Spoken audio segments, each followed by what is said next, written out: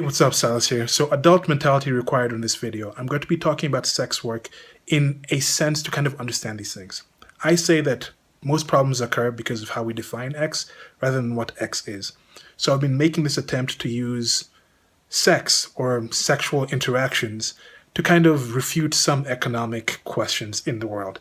And this, I think, humanizes it or takes it out of this whole abstract kind of sense, or business should be able to do this or should have to do this for me versus this individual should have to do this for me. So I'm not advocating sex work. I'm trying to understand what people mean by sex work. Is it just a job? Is it just kind of this kind of field? Is it appropriate for me to use? So I'm going to be talking about different topics that may trigger people or may get people kind of, they can easily actually get people affected, hot and bothered. But that's part of why I want to use this, because I wanted to engage people in a certain way.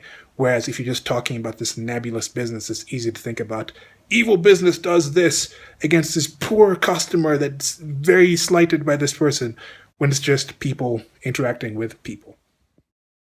So I've had a series of videos where I was talking about different issues where you switch out sex work or just prostitution and like regular jobs. It's normally in economic videos. There was one was just talking about how free sex defeats socialism, where you're talking about the socialism where everyone's saying, oh, we're all owed a certain amount of money, we need a certain amount of salary, or a certain amount of income, I mean. So the government or somebody should provide everyone like universally basic income.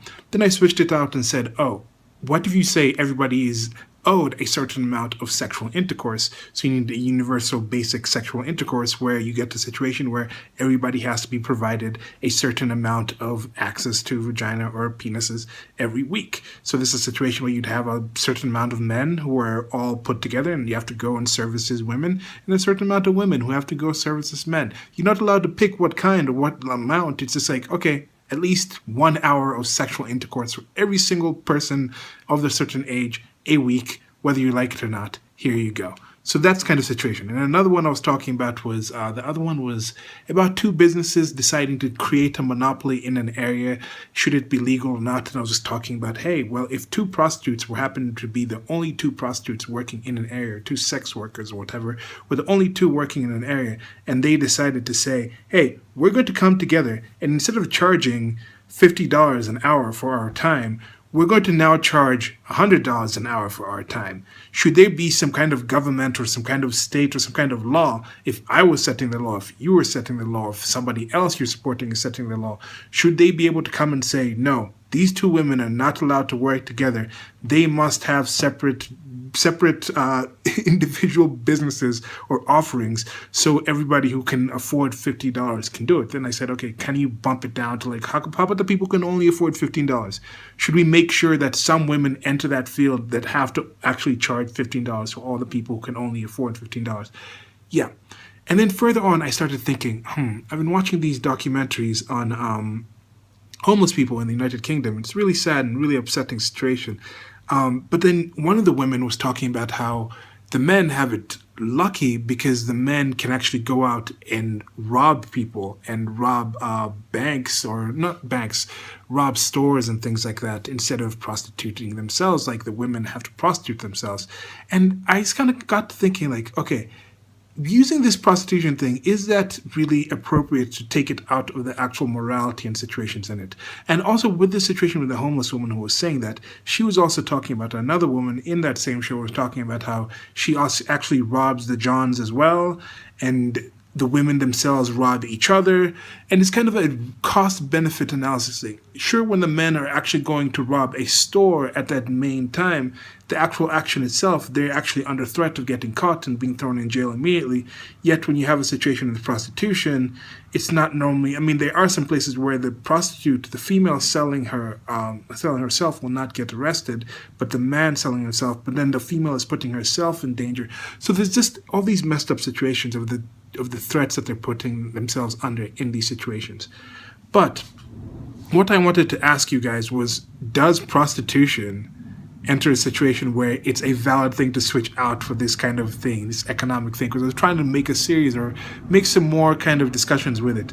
And just going along with that, I just saw this thing on the Everyday Feminism page. I'm going to just show you guys so you can talk about that. So here we go with the Everyday Feminism thing. I'm not a feminist, but I like to see what other people are thinking, and it also gives me things to think about. Like, made me create this video right now. And there's things that they've been posted here that I've agreed with, and things that have given me just pause and just like, wow, I can't believe they're actually coming at this from that point of view. But check this out. So sex workers are invaluable healers in our communities. Treat them as such. And then here it says sex work is real work. And that's why I'm using it in those examples in those economics things or switching it out instead of just looking at it as, oh, this is just two companies. Oh, this is just a baker, or oh, this is a big corporation. No, just look at it as this individuals. Everyone is an individual. I think everyone has a monopoly over their own body and their own talents and their own skills and their own abilities, and they get into situations where they can say, yes, for X amount of agreed money, I'm going to do X amount of things with my time for you. So if it comes into sexual, first of all, just supporting it, just because I think something should be legal or not, or something shouldn't be illegal, there shouldn't be some kind of state or some law barring it, doesn't mean I support it. Right now, I don't drink. Do I think alcohol should be illegal, even though you can get into like actual conscious blackouts, which is what, conscious comas, which is what a blackout is? You're walking around doing things, but your mind isn't there. It's creepy. It's not a good thing. Yet, I don't think it should be illegal. Now, when you make that illegal, there's a lot of things that come up into it. And there was this other comic I saw. I just recently saw this other comic about. Let me just see if I can comic. Just real quick. It said, actually, banning abortion would just result in people getting them illegally and then safely. Anyway, why do you ask? And she's holding a sign of ban guns. So this is like a funny little comic. Where it's just showing like, okay, if you ban certain things like prostitution, you ban certain things like alcohol, you're going to have prohibition and things like that. You're going to create gangs, and you're going to create a black market for people to actually get. And black market, what's up with black market? Why black markets, black books, all these things considered bad? Racist. Why is black considered negative? I like black. You should like black too. Okay, so there's a few other things I want to think about here, but let's just focus on this everyday feminism thing, because we're talking about this situation that I was talking about. Is this an appropriate thing for me to actually use to switch out to make people understand? Because I know people might be like, oh, you can pick anything else. I could pick sports. I could pick other kinds of interactions. I could pick somebody tutoring, choosing to teach somebody something. And then, no, but I'm going with sex work because I think it's going to stand out. I think it has actual points. But, I just was reading the comments. This is the kind of thing where the second I see it, I'm just like straight to the comment section. I have to check out what they're saying in the comments and just kind of see what's going on here. So there's a lot of controversy in the comments. Just wanted to say I'm glad to see the caption describes the image as a person rather than a woman. I don't know. It's the little things that keep feminism from being trans exclusionary. And there's enough sex worker exclusionary discussion here. I'm not even going to chime in on that. So again, this is going in with, I don't understand the huge focus on trans people in this situation. There's such a small percentage of the population, yet I think there's some situations where they're overly represented in the discussions. Their plight is overly represented. I'm not saying it's not an issue, but they're overly represented in the situation. And you often see this in times where somebody will talking about something that's happening, let's say with the black community, they're talking about poverty in the black community, and then someone will say, oh, there's also like X million amount of poor white people. And they'll be like, no, that has nothing to do with this conversation. We're talking about black people here. So just like here, they're talking about women, just regular cis women. Why does it always have to include all these other subgroups in there? That's just one thing I'm kind of talking about. Okay, but here, check this out. Surprised to see it here in a Facebook group called Everyday Feminism. There is no equality in prostitution. And this is something, I think some people, when it comes to it, just say prostitution is 100% across the board oppression of women. And that's the question I'm trying to ask you guys. Is it really oppression of women across the board? Is it possible? Because prostitution, first of all, is not only women. There's a lot fewer male prostitutes. As I was talking about with that homeless show that I was watching, women have that option, whereas men don't have that option as high to actually go out and be a prostitute. So, is it an option? Is it a thing just because they don't choose it? Because it's not like high on their actually priority list to actually go out and be a prostitute, does it still mean there's no choice in that matter? When you come to that point where you are in dire straits, where you are in that level of poverty, and then you choose what I'm going to do with my time or not, how does it apply? I'll come back to that with something else that I had discussed before, but I just want to go with this. So go away, swerve. And I didn't know what swerve was. I didn't want to actually check it out. And so I was just kind of thinking, what could swerve mean? And I was thinking it meant single white elitist Republican female or right female or something like that. And it's, here we go. It's a derogatory term slur for anyone who questions this form of objectification of women, sex worker exclusionary radical feminist. So now you know. I'm going to leave a link below to a post on my blog with this, so you guys can read through these these comment sections if you're interested in it. But let me finish up. So I'm going to finish up this video, and remember the question is it fair or is it wrong? Should I use something else to actually treat prostitution, sex work as just a job when I'm switching it out to kind of make economic cases and look at economic questions in a different way? Do you think I should find something else, or is prostitution completely different because it's immoral and because it's like I wouldn't use slavery because I don't think there's an actual choice in slavery? So after I finished recording this, I was reading the comment section as I was loading it up in the blog post, and it was too good. Anyway, I decided to actually read some comments, so there's going to be that after this section. Do you think if I'm treating some kind of legal prostitution where it's just two people coming and saying, I'm going to exchange two people of any gender, whether it's two women, two men, two transgender people, a transgender person, and people who are of cisgender or whatever. So whatever kind of grouping of individuals, one group says, we're going to do this to you sexually for this amount of whatever it is, money, room and board, a car, anything, any kind of situation where it's like somebody gets on a webcam and is like, I'm going to do this. If you pay me this amount of money online, I'm going to do. So these are things that I'm not suggesting you go out and do. I'm not suggesting everyone should participate in this, nor am I even suggesting it's a thing that I think I would want anybody I care for to do. Maybe I may consider it completely immoral, but still, is it just simply a job that somebody does? Because I posted this recently. I was saying the same people who say something like, tell girls and they can succeed in STEM, and they will. This is science, technology, engineering, and math. And then the same people also go out and say gangster rap has no influence on the crime rate of black males. And that's just kind of saying, first of all, I disagree with both of these things. I think people in general will have certain things, and these kind of things come up. The movement for STEM is not going to actually get women to actually become more interested in these fields, because there's already not that many borders for them to actually get into these fields when you actually think about it. And my whole take on some of these things is these fields are stressful. Most men can't do this. There's very few people in the world who can actually do some of these fields. Not only the actual effort, mental effort that it takes, mental capacity that it takes, but the stress that actually gets into it. You get to the point where a woman is sitting there and thinking, why do I need to go through this stress? That's the same reason like a really wealthy person is going to think like, why should I really stress myself into working on all these jobs when I already have this amount of money coming in? I already have this situation. They'll pick something else. And you see this across the board. There's very few there are people who just will go out there and challenge themselves and do this, but it's not easy to become a high-level software engineer, a high-level mechanical engineer, a high-level mathematician. These are things that take a lot of rigor, a lot of effort that not just anyone can just go out and do. So anyway, the point I'm trying to make here is somebody posted in this comment stream of this post that I had, and we were discussing about why women are more interested, or why the world is more interested in, some people in the world are more interested in getting women involved in STEM, but you don't hear about things like garbage collecting and things like that.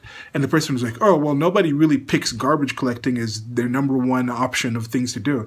And I'm like, okay, first of all, that's a bit elitist on their part, because there's a lot of people in the world who will do a lot of things that you wouldn't do. They may have, this whole thing of saying, oh, this is the first thing on somebody's list for them to do. People don't wake up in the morning and have a list of things to do and say like, okay, now the job I end up doing is going to be number 26 on the list that I had when I was, how old? When I was like 20 or something. I made a list of the things that I'm going to do, and now I've actually ended up in number 56 or number 26, as I said before.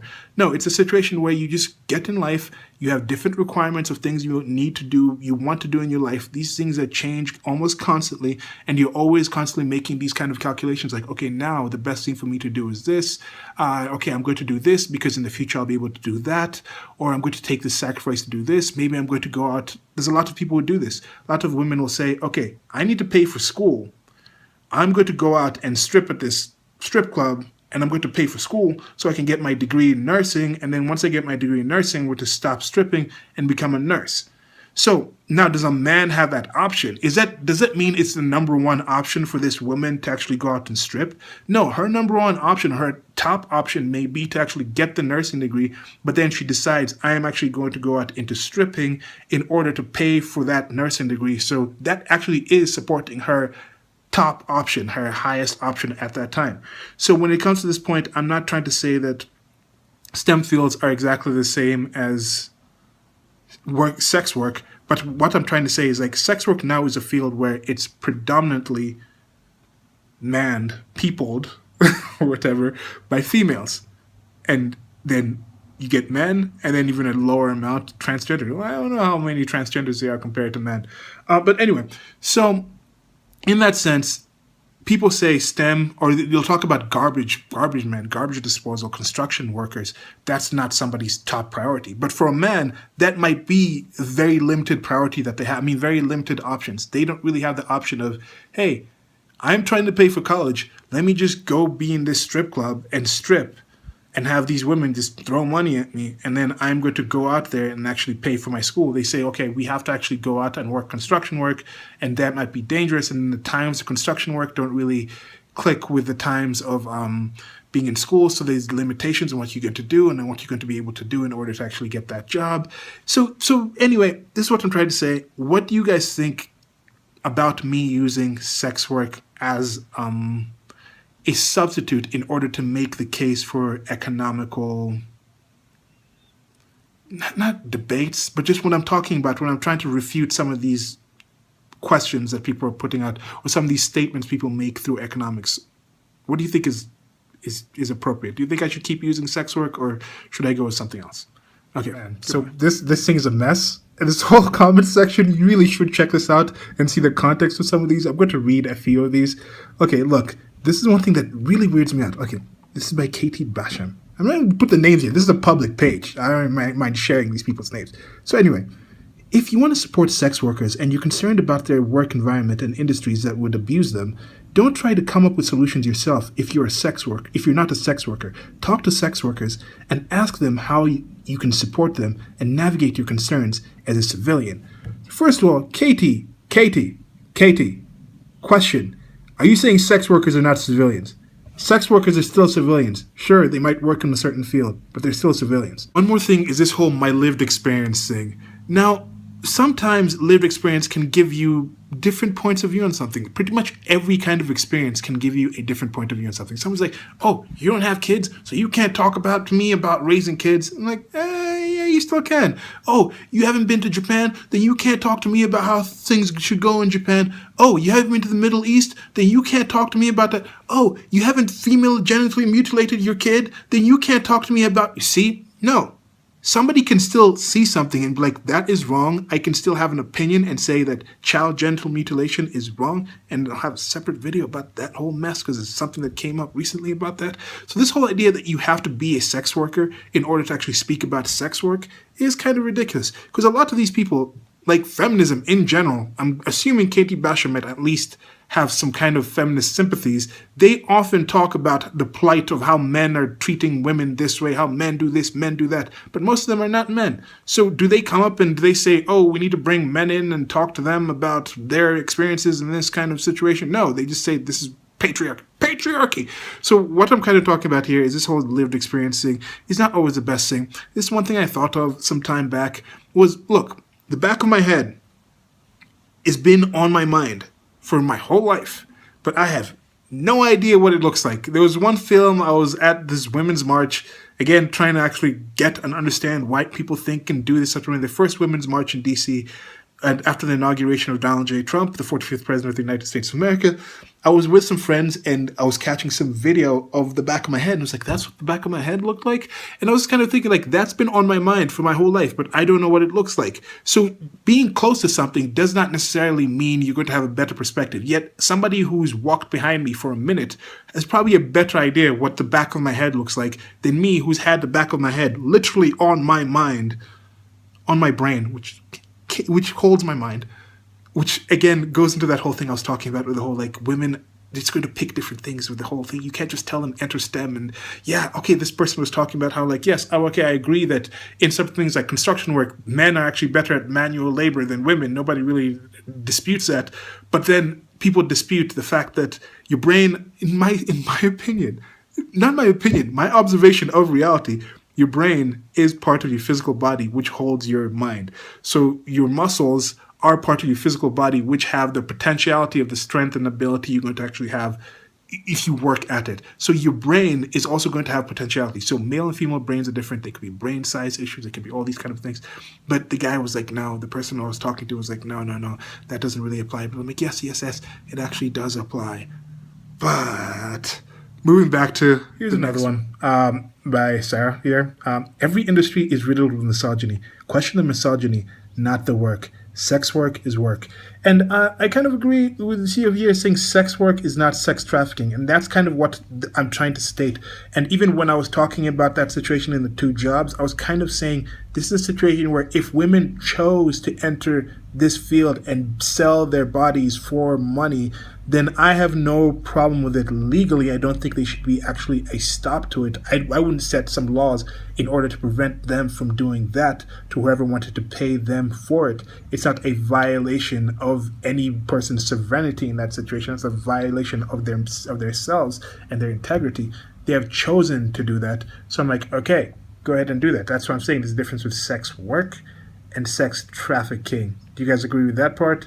But yeah, just this other thing about every industry is riddled with caps. Every industry is riddled with misogyny. This kind of thing I'm wondering, do they mean this literally or figuratively? Can they literally mean the whole world, everything is sexist? I don't know. Okay, there's something here by Emily. She says, if you think sex workers are selling their bodies, but manual laborers aren't, for example, construction workers, massage therapists, farmers, you might want to examine the root of your thinking. Now, people come up here and they're talking about don't make assumptions. Of course, we use our bodies in other jobs. We don't have them sexually violated, though, as a literal expectation. It's quite simple. So that's right there is a key thing that's a difference between men and women. Like, in this situation, men's sexual marketplace value is mostly in what they can provide. And what women is mostly in themselves, in their sexual selves, in their ability to reproduce and hold kids. So the chastity of a woman is actually valued a lot more than that. So in a sense, you're selling that, you're selling your highly valued commodity of your sexuality to just a random person. Whereas if a man is doing that, when a man does it, they're not being violated. Like I'm saying, as long as you don't have a situation where somebody's unwilling, somebody's doing what you ask them to do. For example, oh no, but this is the thing. Some people really do consider things like when you get into porn stars, things like that, they consider all of that prostitution. And that's why there's this Marxist aspect of feminism that people talk about.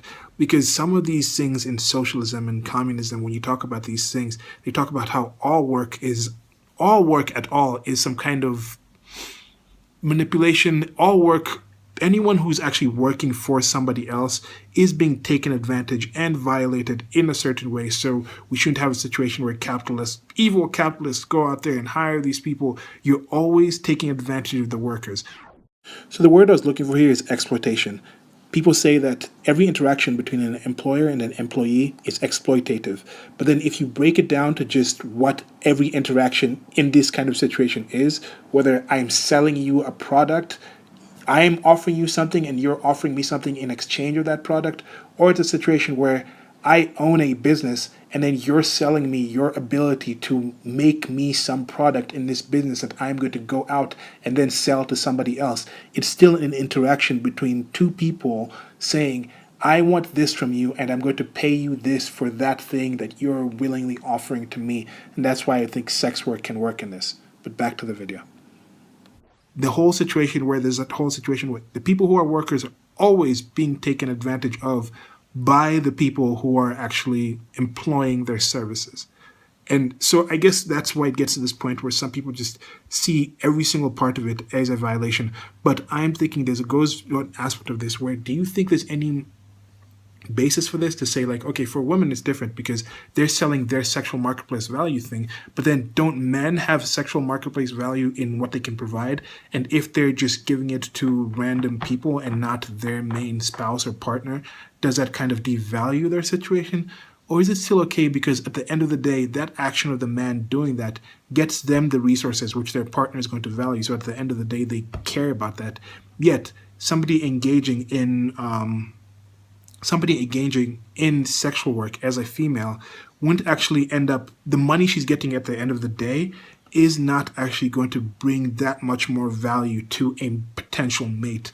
If anything, the action she took to actually get that money will actually reduce her value to a potential mate. So yeah. Read three last things here. So here we go. Sex work is consistently the choice of those with the least choices. Studies of sex workers find that they are overwhelmingly female, having past histories of sexual abuse, are raped, mistreated, and assaulted at work, and that 90% plus wish to exit the industry. Trafficking is rife, including trafficking of children. Moreover, the industry, like all others, exists in a profoundly misogynistic world, where women and children are routinely exploited. Sex workers are uniquely vulnerable to exploitation. This industry is in no position to be compared to any other. It's not just a job. If in doubt, ask any doctor, nurse, therapist, or care worker what workplace obligations they have in relation to handling bodily fluids. There is no comparison. I am not anti-sex worker, I am anti-sex work. So to that, again, as I said, I do think it might be a separate job. That's why I'm asking this question. Do you think it's a separate job? It's not fair for me to use this in this situation. But then, as mentioned before, there's different sex work and there's sex exploitation. Just like anything else, any other job you're doing, if somebody is just an accountant and all they do is just accounting, but then somebody holds a gun to them and says, and somehow forces them to do their taxes for them, and it's their off time, they're not on the job and not paid for it, that is exploiting that person. So there are actual situations of the actual action of having intercourse that could be non-exploitative at all. And yes, most people who enter these fields have had adverse childhood experiences, many people, and that is a problem. That is a horrible, horrible situation. But if it was legalized, would some of these threats go away? And I think, yeah, possibly some would. I don't know. You tell me. What do you guys think on this situation? And then right here, you're talking about you can be anti-sex work, but not anti the sex worker. That's hate the game, not the player. Hate the player, not the game. What kind of situation is that kind of situation? You can hate slavery, but not the slave. I guess that might be what she's trying to get at here, but I don't know. Let me know what you guys think about that one. I think that's all I have to say about that one specifically. But yeah, also talking about where women and children are routinely exploited. Anyway, this is the whole intersectionality of feminism, where they're saying we're taking in these things that actually going to affect different people and different things and different situations like that. But yeah, what do you think the equivalent would be? Drugs, selling drugs, drug dealing? I think that's a lot higher of males represented in that. And if you legalize selling drugs, I think a lot of people who are actually selling drugs right now illegally and getting endangered doing that would still actually end up selling drugs, but in a more legal and up the board, reducing the criminal elements and the danger of doing it and the risk of it. And I think it would attract a different kind of person into that field, if I'm not mistaken. Okay, so we started with, and I'm going to end up with Heidi. I'm not going to actually leave any comments after this. I'm just going to read these two things. Actually, after reading these two comments, I had some more comments to add just to conclude this, so I will have comments after this. At least what she wrote and what somebody else commented. And remember, my question was, should sex work be what I use in these videos going against, like, people's economic cases against certain practices and things like that? Anyway, so here we go. Germany has tried to do the legal approach where sex workers will get protection, have doctors, and pay taxes. Did it work? No. The sex workers are still not protected. They don't earn enough, so they save money and get out of sex work. It flourishes sex trafficking as women are being trafficked into this from other countries. I mean, if it's legal, it's legal. In Germany, there's, for example, an 11-house floor full of sex workers where they pay rent, and for that, they need to see approximately 46 clients before they start earning money. One day, the owner decided to give out free sex for the whole day. There were 1,000 men outside waiting for their turn. So show me the place where delegalization works, and where the women are earning money and not being objectified and are well treated. Furthermore, just because a sex worker is paid for their services, it doesn't protect them from sexual assault, PTSD, or depression resulting from selling services. Nor does it glamorize the attempt to normalize prostitution with the word sex worker. And then right here you have the response. Heidi Swift, Germany has tried to do the legal approach where sex workers would get protection from doctors and pay taxes. Did it work? No. And the response was, I'm German. The problem here is that with this legal approach, it's deeply flawed and meant more duties and rules for sex workers and none whatsoever for the clients. Sex workers are forced to get themselves registered as prostitutes and understandably didn't want that. For example, there are also mostly no protections. This approach is criticized highly, especially by sex workers in Germany themselves, because it doesn't help them at all. Okay, so in conclusion, I have some things to say about this. It's a tough situation, but work is work. Most people are not entirely happy with their job, and then there's different levels of stress. Now, okay, I think would military be the best kind of situation in this, when somebody joins the military and is actually selling their body and putting their body out there in harm's way? Is that an equivalent to the predominantly sex work is military work? Is that considered killing work, army work? What would it be, actually, the term that would glamorize or normalize the action of having a man go out there and risk their body for somebody else in order to make money and things like this, kill other men? So that kind of situation where there is PTSD, there is depression from selling their services, and there is also a glamorization in society about how the military is treated. We're going to have all these days for military workers. So sure, it's not at the level of, oh, our troops, we have these huge parades for them. We don't really have that. Although now there's like slut walks. Actually, are slut walks the equivalent of that? I don't know. There might be a case for that. Maybe that's something I need to actually look into and see a little more. But now, with this attempts of legalization, first of all, it's not just legalization where it's saying, okay, it's legal, we're stepping out of here, but it's legalization through the state. And now the state is trying to set the different rules and regulations and things like that to figure out how they can tax people and who they need to do. And most of the situation with legalization of things, it's just to get more taxable income. They just want you to register so they can tax you. So that's this kind of situation. How are they going to tax and put limitations on the actual customers, on the people going there? It's saying, okay, this is legal, you can do this. Now, as a business, you put your business together, and then you come with the agreements of the demands of the clients coming there. You say, okay, if you're coming here, you have to be above 25. There has to be cameras that are going to say you have to behave in a certain way. If you say one wrong thing or one of these things to our people who are working here, we kick you out. So there's different rules and regulations and things like that. But can some of these people really work the rules and regulations if they're also the same kind of people who say, like, a baker, if you're offering cakes, you have to bake a cake for every single person that comes into there. It's a public service. So that's the kind of situation where you say, if you're offering cakes for $50 and I walk in and I'm a homosexual and then I say, bake me a cake, and you say, no, I don't want to bake your cake because you're gay, it's against my religion, or for whatever reason. But no, if I have $50, you have to pay me that. Then is this the kind of situation where somebody says, oh, if somebody's selling their body as a legal situation, then they have to, they don't have the right to deny services to anyone that comes in with that $50.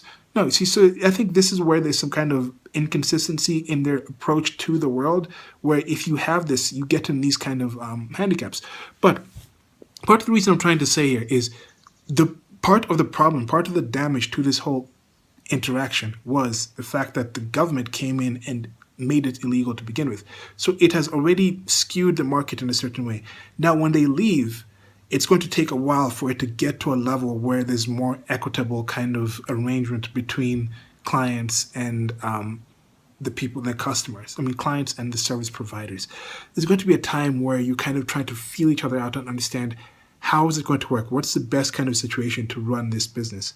And it's tough. And as they talked about here, there's different parts where it doesn't really work for certain people. Certain things work in certain ways where they're targeting different aspects of it. Now, the regulations and things that come in are also going to have other kind of situations and constraints and other effects. That's why for me, just get a situation where it's as free a market as possible. Get these regulators out of there. You can still have rules and natural market-based rules and regulations by just supply and demand, because you get in a situation where one business here says, look, we're going to protect our girls 100%. Every worker that comes in here to sell themselves, any worker or boy, men, not this is called men and women, any men and women, any males or females or transgender people of adult age who choose to be a practitioner in this, we're going to provide them a location. We're going to provide them something equitable and them paying for this location, for this room and board.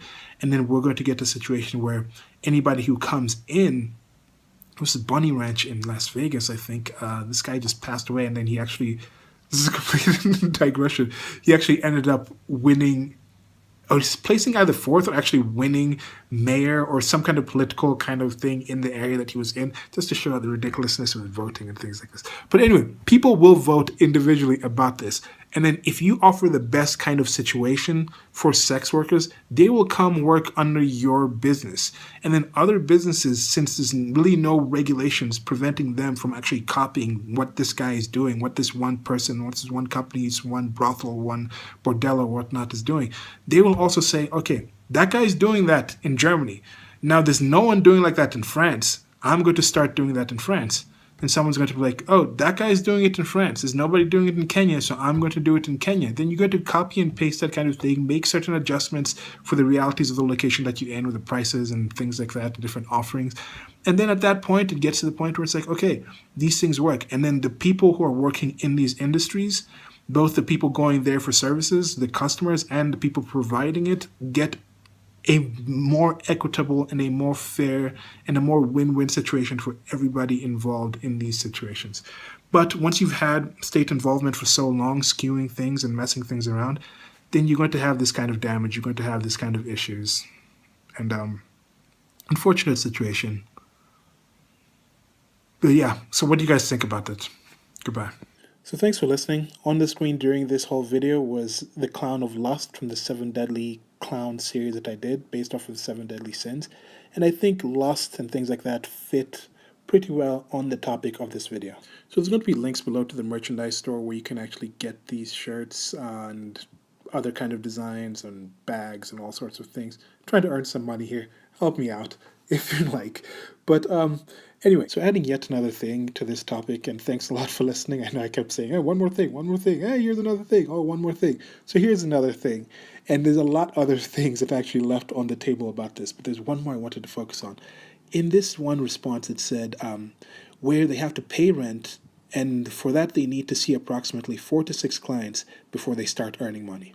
So this is a common thing that happens in business, and that's why I'm saying there might be some economic illiteracy here where people don't understand. That may be an issue because you actually have to see the people directly in that way. You have to service them with your physical body. So there might be an added disgust in this situation where it's like, I can't believe I can do that. But a lot of people do certain jobs that you can't believe somebody else could do.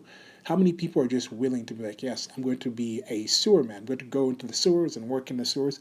Very few people would actually do that because they consider that kind of a revolting thing.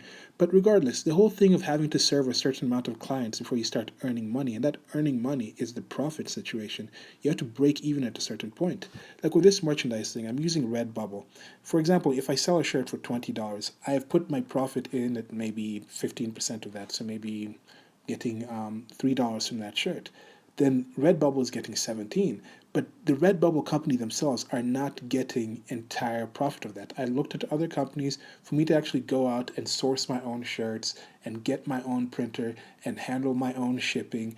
I got to the point where I was like, okay, I would have to serve those 4 to 6 other people with the money that they want. I have to pay them, meet their needs before I actually get to the point where I'm making my profit. I don't have the time for that.